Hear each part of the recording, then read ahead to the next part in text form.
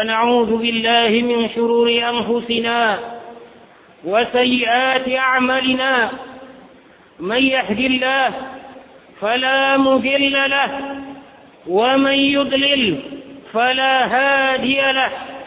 أشهد أن لا إله إلا الله وحده لا شريك له، وأشهد أن محمدا عبده ورسوله صلى الله عليه وعلى آله وصحبه والتابعين وتابع التابعين ومن تبعهم بإحسان إلى يوم الدين.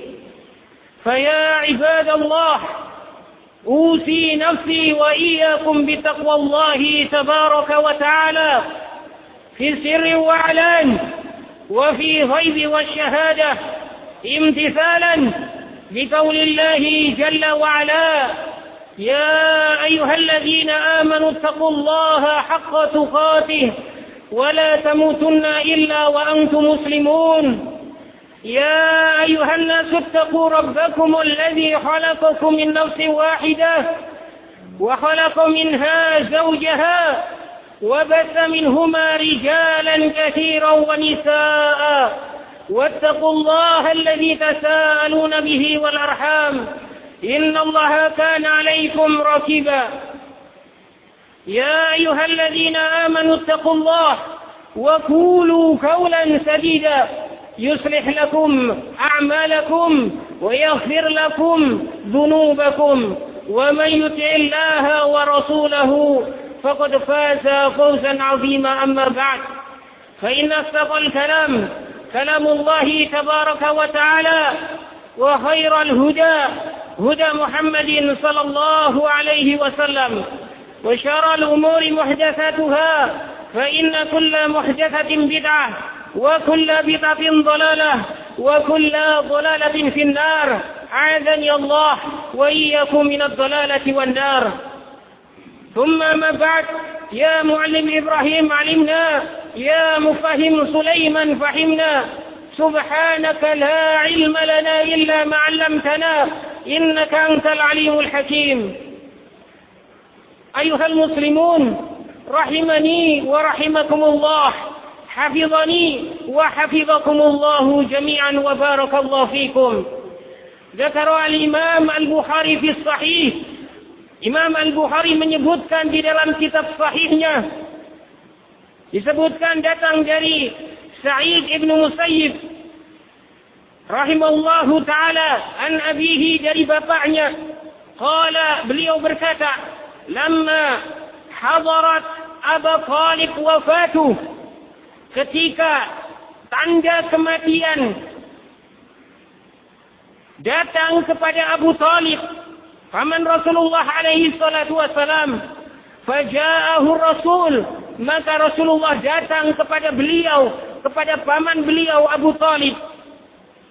Wa indahu Abdullah ibnu Abi Umayyah wa Abu Jahal, dan di sisi Abu Talib ada dua orang temannya, yakni Abdullah ibnu Abi Umayyah dan Abu Jahal. Faqala lahu, maka Rasulullah alaihi salatu wasallam berkata kepada pamannya, ya ammi, qul la ilaha illallah kalimatan uhajju laka biha indallah. Wahai pamanku, ucapkanlah olehmu kalimat la ilaha illallah yang dengan kata tersebut akan menjadi hujjah untuk menolongmu di sisi Allah Subhanahu wa taala. Faqala lahu, maka dua orang temannya Abu Talib, yakni Abdullah bin Abi Umayyah dan Abu Jahal, berkata kepada Abu Talib, atarhabu an millati Abdul Muttalib, apakah kamu membenci agama Abdul Muttalib? Fa'ada an-nabi alaihi salatu wassalam, maka Nabi mengulang ucapan beliau, fa'ada lahu, maka begitu pula dua temannya Abu Jahal dan Abdullah bin Abi Umayyah mengulanginya. Fakana akhiru ma qala huwa ala millati Abdul Muttalib, maka akhir dari ucapan Abu Talib adalah dia berada di atas agama Abdul Muttalib. Wa aba an yaqula la ilaha illallah. Dia enggan untuk mengucapkan kalimat la ilaha illallah. Faqala an-nabiy alaihi salatu wasalam, maka kemudian Nabi alaihi salatu wasalam beliau bersabda, la astaghfiranna laka ma lam unha ank. Sungguh benar-benar aku akan memintakan ampun untukmu selama belum dilarang untuk memintakan ampun untukmu. Fa'anzalallahu azza wa jal, maka kemudian Allah menurunkan firman-Nya, ma kana lin-nabiyyi walladzina amanu, tidaklah layak, tidaklah pantas bagi seorang nabi dan juga seorang yang beriman an yastaghfiru lil musyrikin, untuk memintakan ampun bagi mereka orang-orang musyrik, walau kanu ulil qurba, meskipun mereka adalah kaum kerabat mereka sendiri, min ba'di ma tabayyana lahum annahum ashabul jahim, setelah jelas nyata bagi mereka bahwasanya mereka adalah penghuni neraka jahim, waliyadu billah. Fa'anzalallahu fi Abi Talib, demikian pula dalam ayat lain Allah menurunkan firman-Nya terkait Abu Talib. Allah menegur kepada Rasulnya alaihi salatu wasalam, innaka la tahdi man ahbabta walakinallaha yahdi man yasha. Sesungguhnya engkau wahai Muhammad alaihi salatu wasalam, tidaklah engkau bisa memberikan hidayah kepada orang yang engkau cintai, akan tetapi Allah memberikan hidayah kepada siapa yang Allah kehendaki. Zakara Asy-Syaikh Al-Qar'awi rahimahullahu taala fi kitab Al-Jadid, kata beliau, yuhbiruna Sa'id ibn al-Musayyab, Sa'id ibn al-Musayyab menghabarkan dalam hadis ini, ketika tanda kematian Abu Talib datang kepada Abu Talib, talaba minhu an-nabiyyu an yantiqa bi kalimat tauhid, maka Nabi alaihi salatu wasallam meminta kepada pamannya untuk mengucapkan kalimat tauhid, likay yashhada lahu biha indallah, agar dengan kalimat tauhid ini menjadi saksi untuk dirinya di hadapan Allah Subhanahu wa taala. Walakin julasa asu, akan tetapi teman yang jelek ini atharu al-asabiyah jahiliyah, memberikan pengaruh yang jelek pula dengan fanatik asabiyah jahiliyah fi nafsi Abi Talib, dalam diri Abu Talib, wa zakaru aslafihi, dengan menyebutkan bahwasanya nenek moyangmu berada di atas agama Abdul Muttalib. Wa aqsama an-nabiy, kemudian Nabi bersumpah bahwasanya beliau akan memintakan ampun untuk Abu Talib selama perkara tersebut tidak dilarang oleh Allah Subhanahu wa taala. Fastamaru fil istighfar hatta nazala nahyu min Allah, maka Rasulullah memintakan ampun terus hingga Allah menurunkan larangan untuk memintakan ampun kepada orang-orang musyrik. Istafadna min hadzal hadis iddata fawaid. Dari hadis ini kita bisa ambil banyak faidah. Wa minha, di antaranya adalah jawazu ziyaratil marid al-musyrik. Berdasarkan hadis ini berarti bolehnya seseorang berkunjung kepada orang yang sakit dalam keadaan dia adalah seorang yang musyrik, bukan muslim.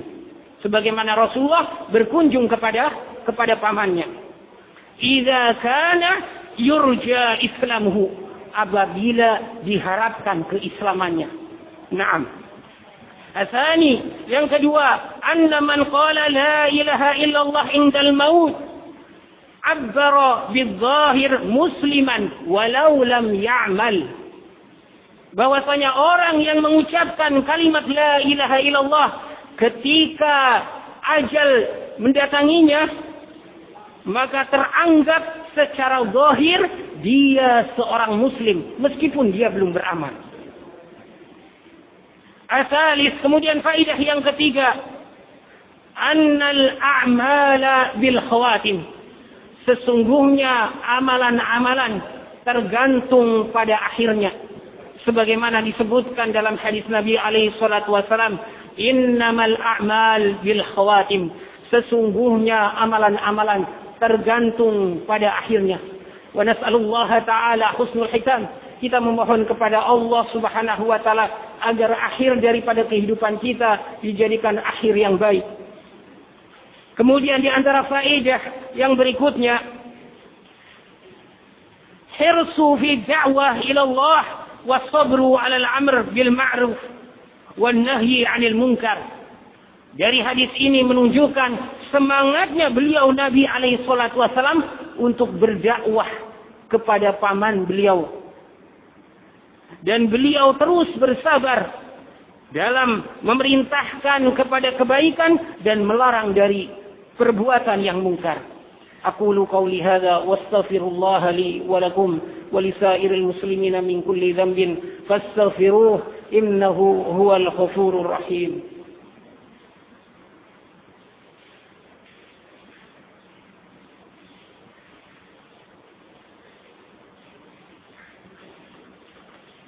الحمد لله على إحسانه والشكر له على توفيقه وامتنانه أشهد أن لا إله إلا الله تعظيما لشأنه وأشهد أن محمدا عبده ورسوله الداعي إلى رضوانه صلى الله عليه وعلى آله وصحبه وإخوانه.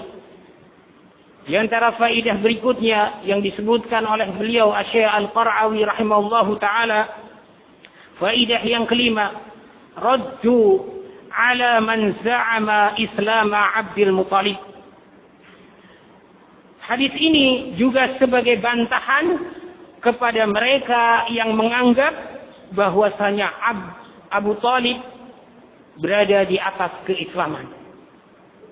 Padahal sesuai dengan hadis ini menunjukkan Abu Thalib meninggal di atas agama Abdul Muthalib, yakni ya'budun al-asnam, jadi menyembah kepada berhala.